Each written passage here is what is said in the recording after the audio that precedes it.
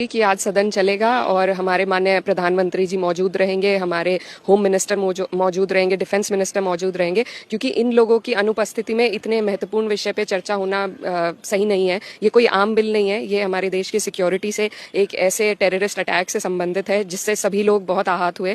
तो ऐसे में जो सबसे सर्वोच्च पद पर हमारे सरकार के जो जिम्मेदार लोग हैं उनका होना अनिवार्य है और यही विपक्ष की डिमांड है। लेकिन सरकार कह रही है कि विपक्ष नहीं चाहता चर्चा और वो कई और मुद्दे भी ला रहा है कि भाई पहले उस पर भी हम करेंगे। ये तमाम आरोप सरकार लगा रही है कि विपक्ष भाग रहा है चर्चा से। जी नहीं, पहले दिन से ही ये बात है कि हम नहीं चाहते कि चर्चा को हल्के में लिया जाए। हम चाहते हैं माननीय प्रधानमंत्री जी जब सदन में मौजूद हो तब इस विषय पर चर्चा हो, ताकि जवाबदेही सही तरीके से हो सके। क्योंकि ये कोई आम बिल नहीं है, जैसा मैंने कहा, ये देश के बहुत ही महत्वपूर्ण एक आतंकी हमले से संबंधित चर्चा है। तो ऐसे में जिम्मेदार लोगों का होना अनिवार्य है और यही मांग विपक्ष पहले दिन से रख रहा है। अच्छा, एक अहम मुद्दा है इकरा जी की डिम्पल यादव को लेकर एक विवादित टिप्पणी की गई है मौलाना साजिद रशीदी की तरफ से, और हम वहीं उसी मस्जिद के आसपास खड़े भी हैं। इस टिप्पणी को, महिला को लेकर इस तरह से गैर जिम्मेदार टिप्पणी, आप कैसे इसको देखती हैं? देखिए, बहुत ही अभद्र टिप्पणी है और किसी भी महिला के बारे में अगर इस तरीके की बात हो तो देश में एक बहुत बुरा संदेश जाता है। ऐसे लोग जो चाहे किसी भी धर्म के आड़ में, इस्लाम के आड़ में या किसी और धर्म के आड़ में, किसी को अधिकार नहीं है कि किसी भी महिला पर,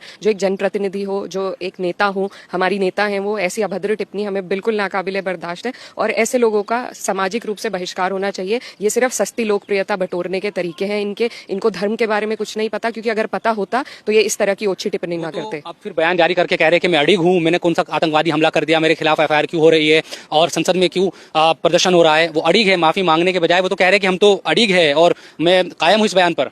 देखिए, ये उनकी ओछी मानसिकता का सबूत है और मैं ये भी कहना चाहूंगी कि सरकार आज जिस दिशा में हमारे समाज को लेकर आई है, पहुंची है, कि कोई भी महिला के खिलाफ जब भी कोई बात होती है, कभी किसी भी जिम्मेदार मंत्री का, हमारे प्रधानमंत्री जी का, किसी का कोई जवाब नहीं आता है। और जिस तरीके से बिल्किस बानो के उनको भाजपा के लोगों ने मालाएं पहनाकर रेपिस्ट को उनका स्वागत किया गया, और चाहे मणिपुर की घटना हो, बहुत से ऐसे लगातार देश प्रदेश में रोजाना महिलाओं के खिलाफ जो हिंसा होती है, जिस तरह की टिप्पणियां रोज के रोज आ रही हैं, तो ऐसे में प्रधानमंत्री देश के लीडर हैं, वो अगर देश को सही दिशा दिखाएंगे, टोकेंगे, जैसे वो कई मन की बातें करते हैं, अगर इस भी विषय पे वो आगे आकर बात रखेंगे महिलाओं की सुरक्षा के लिए, उनके सम्मान के लिए, तो मुझे लगता है ऐसी चीजें दब जाती। लेकिन हम अपने देश को ऐसी दिशा में बढ़ाते जा रहे हैं, भाजपा ऐसी दिशा में बढ़ाती जा रही है जहां ऐसे लोग ऊंची लोकप्रियता, सस्ती लोकप्रियता पाने के लिए ऐसे रोजाना बयान देते हैं। आखिरी सवाल, एनडीए तो महिलाएं मैं देख रहा हूं कि प्रदर्शन कर रही है डिम्पल जी के समर्थन में कि भाई मौलाना को गिरफ्तार करो, ये तमाम बातें कही जा रही है